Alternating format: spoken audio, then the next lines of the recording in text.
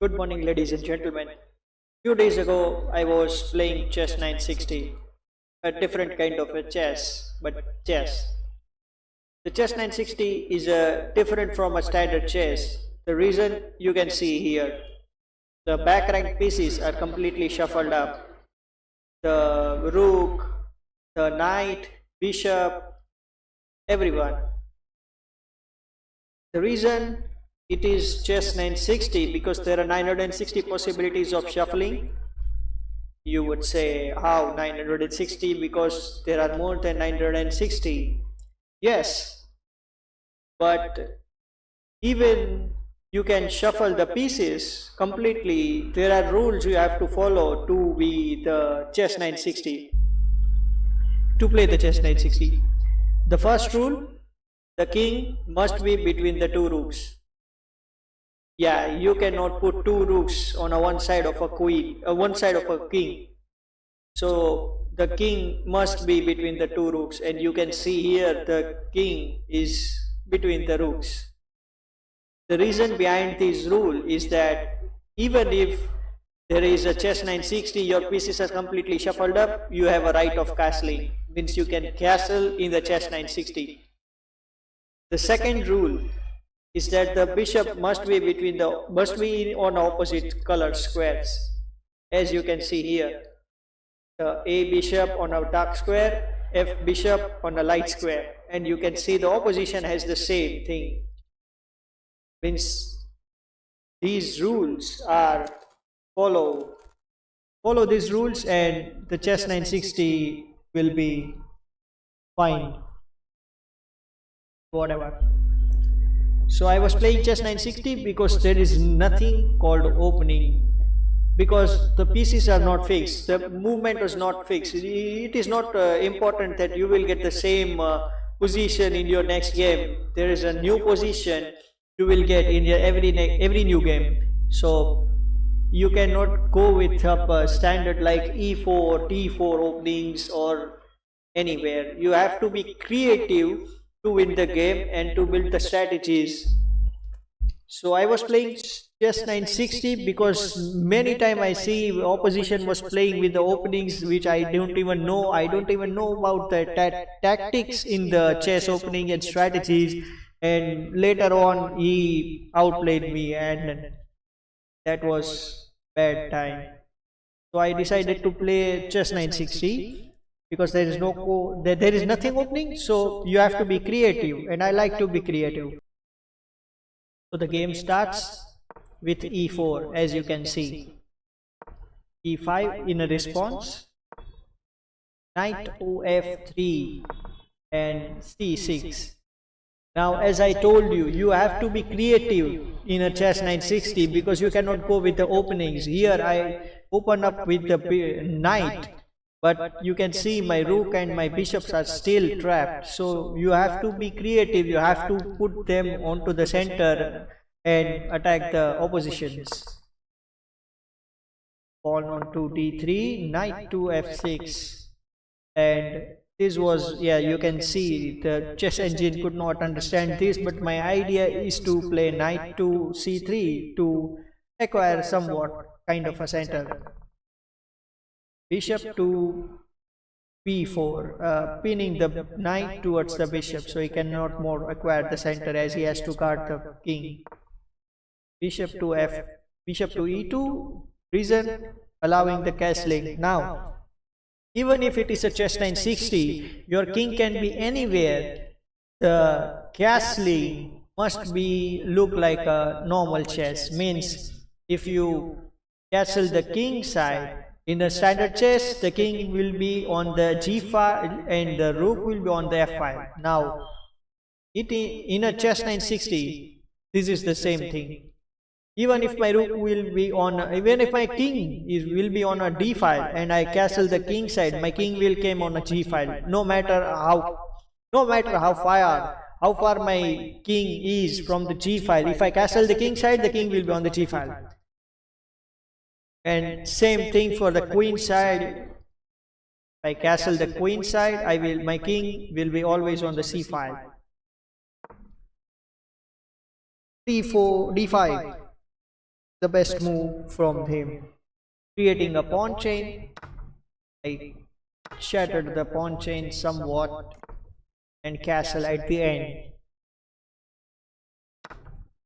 He takes the knight, I takes the knight, and he goes back. As you know, he cannot take it. You will think that let's just take it and attack the rook, but no, there is not a rook, there is a bishop. I will take it back. Oops. The pawn to d4. Now break the pawn chain, because after breaking the pawn chain I can attack the king directly.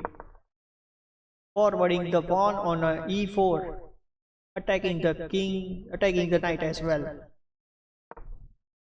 Now this was, engine could not realize what I was doing. Another bad move from the opposition. Bishop to e4. The reason I can put my king on e5 and directly target the king.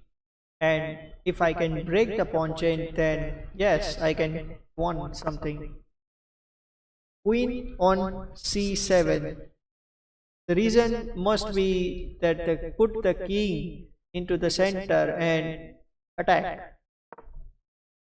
Rook to d. This was a mouse slip for me. I was like the worst. I have losing too much games in a mouse slips. I have to put the rook on the e file from the f file, and the mouse slip goes into the d file.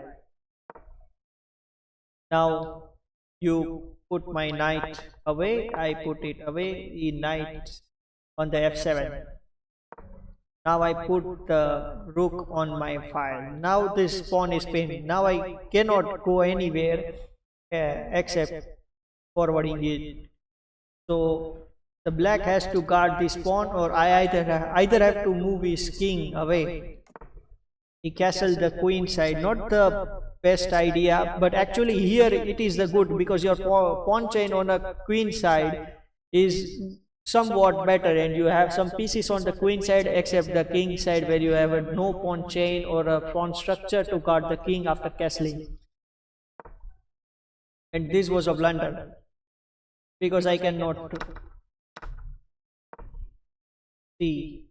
He loses a pawn and I get the pawn back. Knight to e5, attack, and somewhat support for the bishop.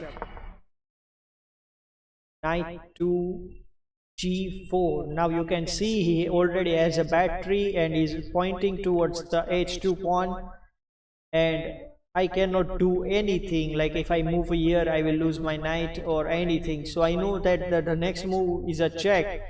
So I was ready for that. But instead, I first give a check to him and then take his pawn.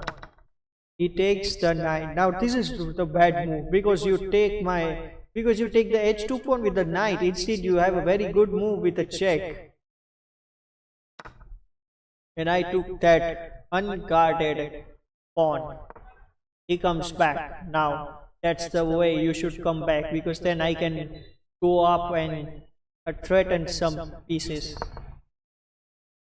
This was somehow, but I want to not to allow bishop to come into my king's castle. Yeah, I shattered the king's castling side, but at least the bishop cannot come that way now.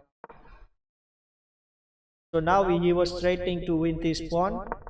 I goes back. The reason I goes back was very much pretty simple. I see that after bishop moving to c5, the queen and the king are on the same diagonal. Means if I put my bishop here, I can pin the queen, but after pinning, I don't have anything to capture the queen, meaning his queen can capture my bishop.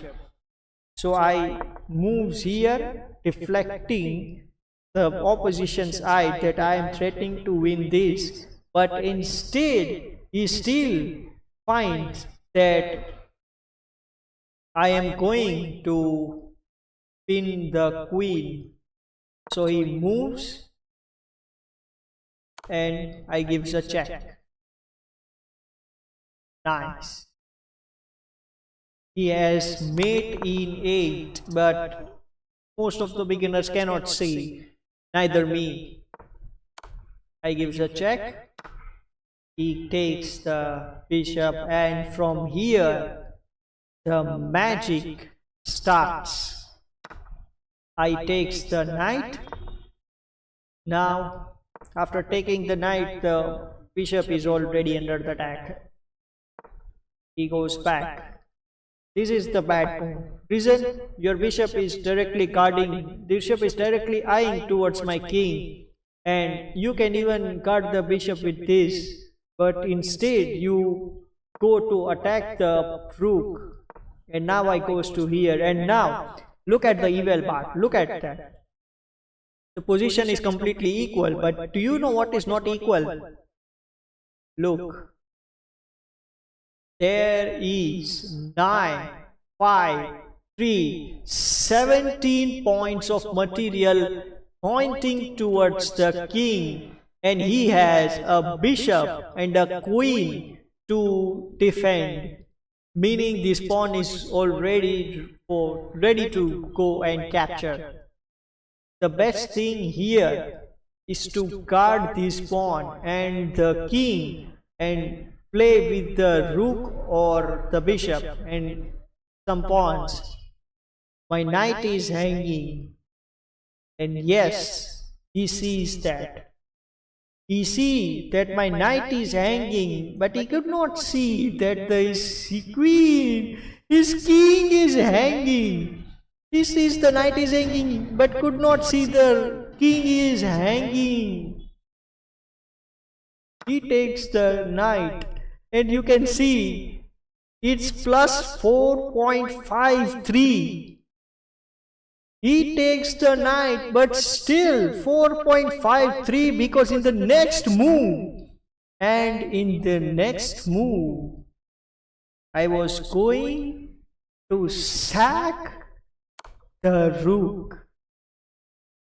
And here, in this position, after this sacrifice, in the game review, my coach Levy said me this. Folks, hold on to your hats. They sacrificed the rook! They'll snag a pawn. Nice.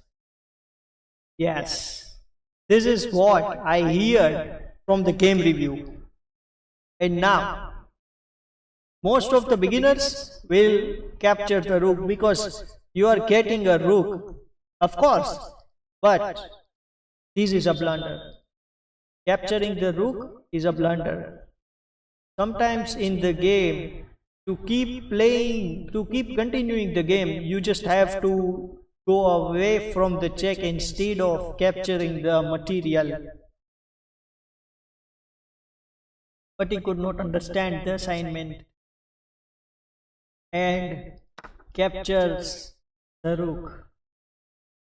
And this is the blunder which ends the game in the next move. And that's game over.